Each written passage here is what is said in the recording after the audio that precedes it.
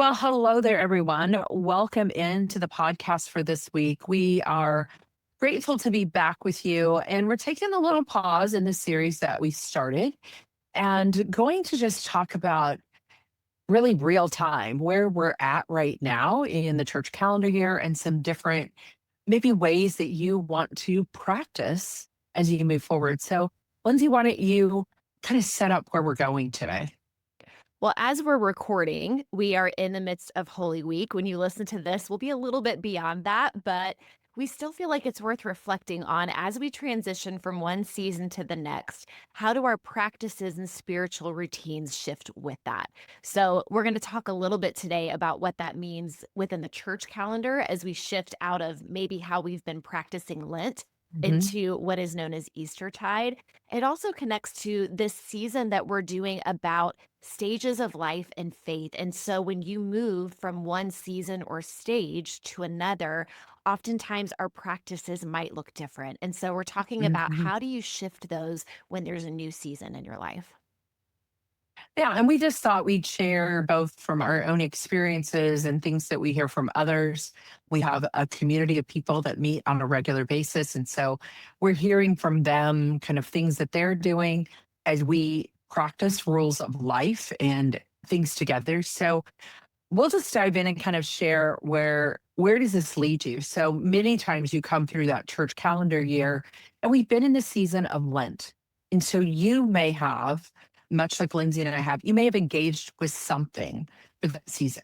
You may have felt God's invitation to use a particular book, a particular app, follow a certain path through the season of Lent. And now that is complete. You've celebrated the resurrection. You've come through Easter, where this episode will drop right after about 10 days or so after the Easter weekend. And so you may be sitting there going, now what? Where do I go from here? Because many times when we finish something, even something as kind of the invitation of Lent, it can feel like maybe something in you kind of died away. You let go of something, you release something, because the Lent season is often an invitation to step away from something. For myself personally, I have stepped away from any type of social media. I won't say 100%, but 95% of anything was social, from the apps and the different things. I've really leaned into just our own personal private community and posting daily there like I've done for years. But, just noticing if you've gone through something where you're letting something go, such as in the season of Lent, what did that make space for and make room for? And that's been my invitation is I actually use something very practical. I use the Hollow app to follow along through a 40-day Lent season. And so, this kind of came up as Lindsay and I were talking of like, I've been sitting with, now what? Do I go back? Do I lean into something new? How do I want to practice? Do I want to take back what I let go of?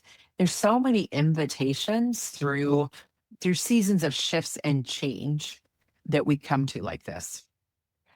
I'm curious for you, Teresa, even as you think about, something that we gave up during Lent. So for you, you stepped away from social quite a bit. And sometimes when Lent's over, it's Mhm. very easy to slip back into old routines and say, "Okay, well, I did that for a season and now I'm adding it in again." How do you think you're gonna approach that differently after Lent? Whatever step away from social was I took the apps off my phone.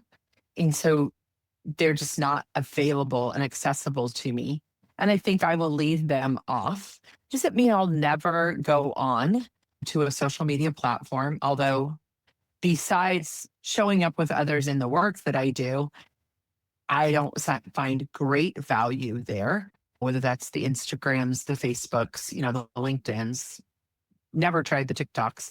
But I think just there's nothing wrong with even sometimes, so many people will give up something food or something like that. And I think the question to ask too, and I'm asking it for myself, is did the giving up of that thing make room for God, make room for more spiritual invitation in my life? So did giving up pizza really invite you to, or did you just do it because, oh, that's what I'm supposed to do? So I think that's part of a question to ask yourself, especially in a Lenten season of, you know, what was the value? What was the importance? What did I gain from that? I think, yeah, we just sometimes jump right back in. Oh, well, the season is done. So I'll just go back to my old patterns. I love that deeper question of how did that help you connect with God, or did it? Like you said, Hmm. sometimes we give it up just because we feel like that's what we're supposed to do, but noticing what did that form in me and what did that create space for within my Hmm. life? And how do I want to do that moving forward? Yeah. And just to be very transparent, for me personally, I do love to write every day something just as a reflection. It's part of a spiritual practice for me that I've done for almost 8 years now, is just writing this reflection of some moment of the day. Sometimes it's spiritual, sometimes it's just a thought, whatever. I did notice for me when I just wrote for what I would call our private community. So we have a circle platform. You're welcome to join for people that just enjoy formational type of work, and however you approach that is absolutely free. But I noticed I wrote freer and different when I just knew that that group of people would be reading it. Although I write pretty freely, because I used to post it on Facebook was my main platform. And then I would put it on Instagram as well, and then over into my private community. When I dropped the two outward, I think my ego moved out of the way a bit. My question of what will others think, because I share my faith pretty openly in most of the work that I do. And I just felt I could write a little bit from a different place. And that's for me to work through. And that's always been a thing for me, if I'm being honest, of just, and that's the invitation of practices and Lent and this connection that we can have. And how do I now, and it's a question I brought to you for this conversation, is how do I now continue that in as we move into, we have a little bit of season here of Eastertide in the church calendar year, but then we move into a very long stretch of ordinary days, is what it's called. And so, how do I carry forward through Eastertide into ordinary days, that letting go of ego, not just because of what I post on a social, but just in general? I love how you're naming what that formed in you and what that brought to the surface. And so then it's that question of now, what is the invitation moving Hmm. forward? And it's so Hmm. interesting how Lent, by its very definition, is just for one season. It's not Hmm. something that we practice the whole year. And so I love just those natural times in our year. And then I think in our lives too, where there's a shift in season and it brings up that possibility of what's next? What is God inviting me to Hmm. now? Because how our practices look in one season is not going to be the same as it looks in another, and nor should it. Sometimes we can get frustrated Hmm. with ourselves or with our schedule when we expect it to always look the exact same way. And so I feel like kind of making a shift there and saying, okay, my life is different, the season is different. So, what does that make possible as I look for new ways to connect with God?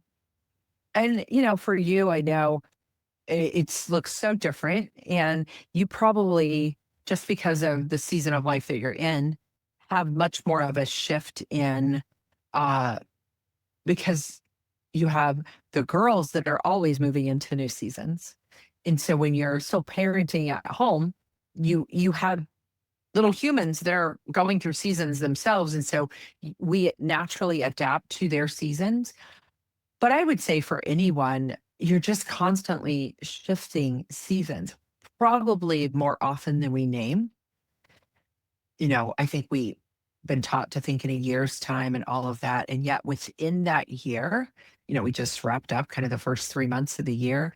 Within that year, when you really look at even a church calendar year, there are seasons. I think of Old Testament, how they went from celebration to celebration, and that named seasons in them. In Jewish tradition, there were so many celebrations, and that held the space between one thing to the next. And that was formational for them. And so I would encourage you to hone down your seasons a little bit more, follow something like a church calendar year or whatever, so that it gives you the beginnings and endings and the invitation to, we often say, plant something, prune something, or tend to something. I'm discerning, do I want to go back to, I've used another app most mornings as part of my morning routine. I've read a scripture in a certain way. Do I want to go back to those things? Is there something new that got, and I don't have to have the answer today. So, I can try some things out. God's not like, oh, where'd you go? Yeah. It's not. I'm still there. I just, what is practicing? What is forming in me that I want to notice, maybe plant something new? Hmm. Something that's been really helpful for me as seasons shift and change and my schedule changes is to know what are the foundational practices that I want to do no matter what. I kind of call them my non-negotiables that I Yeah. do most days, and I keep it pretty simple, but that gives me a foundation to build on where in a new season I can say, okay, what do I want to add to this? Is there anything new I want to do? But for me, daily, I kind of have 4 things that I try to do every day. One of them is sitting in silence, even if it's just for a few minutes. That just does so much in connection with myself and with God. I read my Bible most days. A lot of times it's a small portion so that I can really absorb it and reflect on it. I write something every day. Writing is a way that I connect with myself and God, and it's something that I love to do. Not everyone does, but for me, it's really an important practice. So whether that's a few lines in a journal or if I'm typing on my computer, a longer thing. And then a fourth one that I've really tied to my spiritual practices is this idea of moving my body. I've Mhm. noticed how much having, whether it's going for a walk or for me, I love doing Pilates, but that really does impact my spiritual health as well because Mhm. it's all connected. It's not a separate thing. And so I've really noticed it's helpful for me to name that as a spiritual practice because it's part of Mhm. taking care of myself and giving me the energy I need for the rest of my life. So I don't know if that sounds like a lot, but to me, those can take 5 minutes each or less. They're very simple, but it helps me stay consistent and gives me a foundation to build on. So I'm curious, You do you know, have anything like that that you feel like these are kind of my go-to practices that I then build I on? feel like I do. They're kind of weird and different, maybe, but my morning is my most important time because the day can get full. I think anything becomes a spiritual practice if we want it to be. And we talk about that a lot in our community and in different places. We talk, there's been books written about forming habits, and then, habit becomes a routine. You don't even think about it. And then it just becomes something that you can do. It's a behavior now. But I think there's those next levels of how then does that behavior, that practice that you just do, like brushing your teeth or getting your coffee in the morning, become a spiritual practice. And it does by how you form it in your mind. So literally, I get up in the morning, already have my coffee made. I just have to go in and press the button. But as the press the button, I begin to pray. That's like my signal in my brain that says, pray for your day. And I go over, there is a certain candle that sits in a certain place in our home. I light that candle, and it starts this prayer practice. As I'm walking, I have to move. And so as I'm walking through my home, but they're all part of a rhythm. The first 15 or 20 minutes of my day, I go to my YouTube TV channel or YouTube. And there are so many amazing instrumental scripture scenes that can come up, all kinds of different ones. I won't begin to name. I have several subscriptions saved. And I love that in my home, this big, especially in the wintertime, this big, beautiful picture comes up on my screen of maybe a winter scene, maybe somewhere around the world. But at the bottom, I always choose ones that have scripture that stay up for maybe a minute or two. And I just sit in my chair in my living room with my cup of coffee in silence, but I also am just sitting very open to, God, what piece of the word, what part of the word are you going to bring to me today? Because it's random, depending on what I've chosen. And I'm always just amazed how what God brings up, I needed to hear, I needed to see. And then I move into my day of like, I have a rhythm of going to my hot tub in the morning. If you know me very well, you know how much I love my hot tub. It's quiet, it's alone, it's out in nature. It's at twilight. I'm usually there right as the sun's coming up. Again, connection to nature, feels good on my body. All the so just that movement of my morning, from the time my feet hit the floor till I make it outdoors, which is another 20 or 30 minutes till I come in and I start to listen to my Hallow app. Like it is all just a rhythm of movement that my body is so used to Mm. that on mornings, and I will get up early. And I think this is important to think about as you want to be present with God. What are you willing to do to have that time? So when I think to myself, my season has shifted a little bit, Lindsay, in that I have to be somewhere earlier in the day than I used to. What I could do is just say, I'm just going to give up my practice, my coffee, my quiet, my scripture that's coming up for me, the lighting of the, whatever it is, I'm going to give that up because it's a good 45 minutes.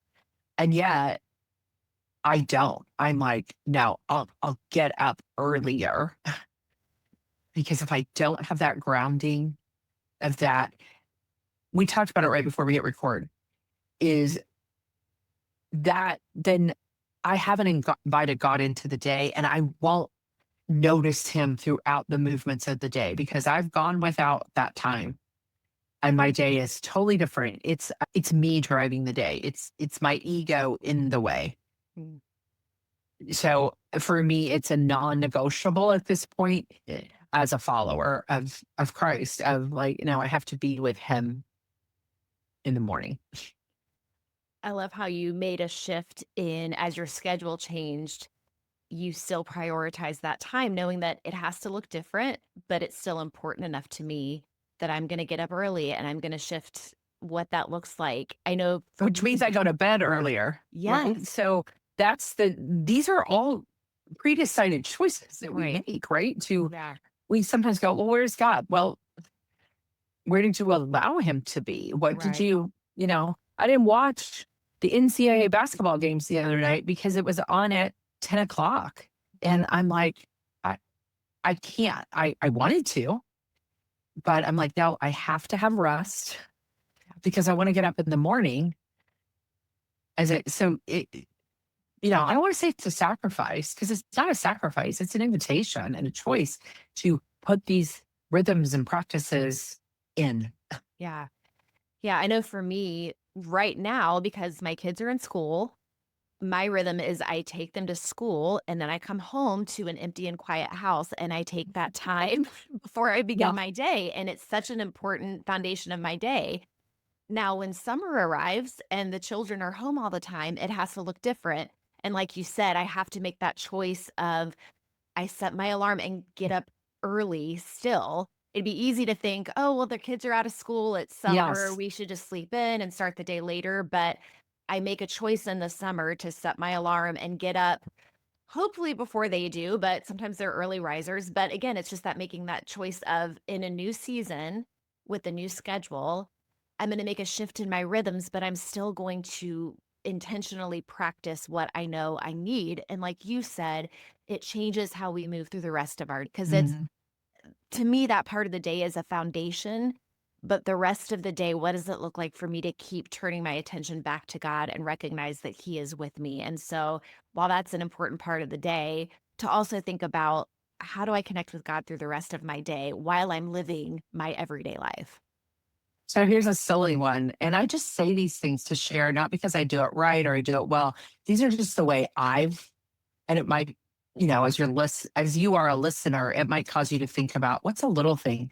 So every morning when I leave, I go from my bedroom. Like, how do you move from your spaces?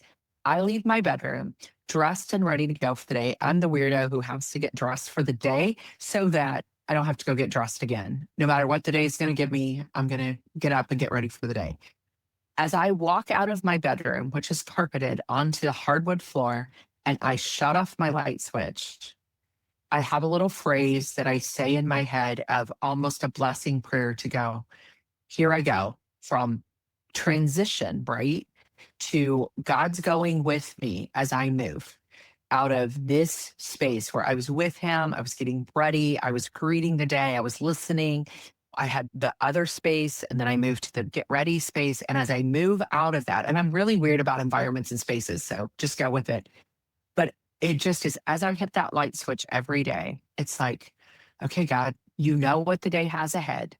Help me to be present to it because I don't know sometimes. I know you and I have talked as we work together, and you're like, well, I need to go pick up one of the girls from school because they're not feeling well. Or I didn't expect one of them to be homesick, but they are. Or school schedules change or whatever. Like I have the same thing with work and appointments. Somebody might cancel by 8 o'clock for something I was planning. So God knows though. And if when I hit that light switch, I'm just like, okay, God, you know what today is. Let me be present to it. It's just become this breath prayer that's connected to my crazy light switch. That it's just the way that we're present to the day. If I don't do that, I can feel a difference in, you know, what I notice all day long. If God, you knew that. You knew that this was going to change or that I was going to be needed here or this was going to come up and interrupt what I thought was going to be my perfect day. Um, yeah, it's just what can we put in that are the smallest of things? Mine's a light switch, crazy as that might be. I love that because it's so tangible and it's building it into the rhythms of something you're doing already and Yeah, you connecting turn it. off the lights in my house. Yeah, you're going to do it anyway. So connecting Yeah. that. And I think the transitions in our day can be such a key time to Mhm. be present to ourselves, be present to God. I know for me, transitioning from work into getting my kids from school, it's like that's something Yes. that I really have to just kind of check in with myself, see where I'm at, and just reconnect with God for what the evening holds because it's a shift, Mhm. it's a transition, and I want to recognize God with me in that space too. So I think it's important. And I think it's one of the harder things, maybe since, we walked through the COVID season and everyone kind of shifted. We're able to work from home so much more. We're in places, and I think we struggle with transitions. And how can spiritual practices be a part of those? What you just named of, I remember those days of picking up your kids and feeling like, well, I sure didn't get everything done today that I wanted to do. And yet I want to be super present. Maybe you're a grandparent that's picking up children to help, you know, your adult kids. And, maybe you feel some tension around that, or this is not what I want to be doing in the season of life. Like, how do you prepare for, or as you come into mealtime, like our days have a rhythm to them, just like seasons of the church calendar year. And so noticing all of those, we're in this kind of series, we're taking a break from it a little bit today, but I think it ties in, Lindsay, of, talking to people in each decade about spiritual practices. And it's different for each decade, how you fit in this movement with God in your everyday life and not say, well, I don't have time for him today, or I didn't get it done today. So much of this is happening in our head, not in something that we do. And so how do you invite him into as you're setting the table? How do you invite him into, as you're preparing the meal, as you're getting ready for bed, like all the things. How do you invite God in? What's your posture in your mind? Yeah, I love how in our episode last week, Lucas shared, and he's in his 30s and has small kids. And I can relate to this of oftentimes the things in our particular season that might seem like a distraction from our life with God is exactly where God is to be found. And that is the very place he is using to form the deepest things in you. So I think that's such an important thing, whether it's your season of life or the season of the year. Notice what are the things that feel like barriers to your spiritual Mhm, growth and recognize that those may be the very things God uses to shape you the most if mhm, you are aware of what God is doing in the midst of it. Have the practices, our time in the morning, our routines, like those things that we traditionally think of as spiritual practices, but also notice the unconventional places mhm. where God is forming Yes, you. for sure. I love just to go back to what you mentioned, and I want to mention it for others. Lindsay writes on Substack, and she wrote about those four non-negotiables over on Substack. We'll put it in the show notes, but you can find her pretty easily if you're familiar with that platform that a lot of people write on. And I think that's something for people to consider just as an invitation, even as we wrap up this episode and you're moving from maybe a practice that you've had of Lent and your church family practices that practice together, or you practice it yourself, and then you're like, now what? Like, now what do I put there? Um, is really spend some time thinking of what your non-negotiables are. And I know what it looks like for you. It's not, hours of any of those things you shared. It's very practical, but you've learned over time that these are the things. And I've learned over time what is right for me. And what we say may not be for you, but naming what is yours is important. It might be two things, might be three things. I was talking with one of our certified coaches yesterday, and she was kind of walking through. And maybe for you, the most important thing is, you know, I turn on certain music at night as I prepare to go to bed that clears my mind and invites me back into what I started my day with. So you can tell for me, it's sound, it's things I listen to. I do read quite a bit, but that feels different for me than music, than sound, and usually music without words. Because if it has words, I'm going to sing, and that's not what I need to be doing. So just notice for you what brings you there, and maybe name your two, three, four non-negotiables that are a part of the rhythm of your day. I think that would be a good thing. And you'll hear that in this series as you listen to people from each of these decades. You'll hear kind of what theirs are for that season. Yeah. Absolutely. Well, thanks for engaging in this conversation today, Teresa. As I know, you are still discerning what that looks like as we move into Eastertide. And Hmm. I know many of us are there with you. And so it's so helpful just to hear practical ideas of what this can look like. Would encourage all of you to check out our show notes for our free download for this season. There are some great just life questions that we ask at Hmm. different seasons and stages of life. And so that is a great resource to check out. We've provided for you. Also, our tool of One Life maps. This is something that, Hmm. especially in seasonal shifts, is so helpful to name. Here's where I'm at now, here's where I've been, and here's God's invitation for the future. So we have Hmm. that both as an individual download. If you want to use that for yourself, we have a subscription that if you use that in your work or ministry with others, check that out in the show notes as well. That would be a great tool as you navigate changing seasons. So we're so Hmm. grateful that you are joining us. We'll be back in a couple weeks with a new episode as we continue conversations through different seasons and stages of life. So we'll see you next time.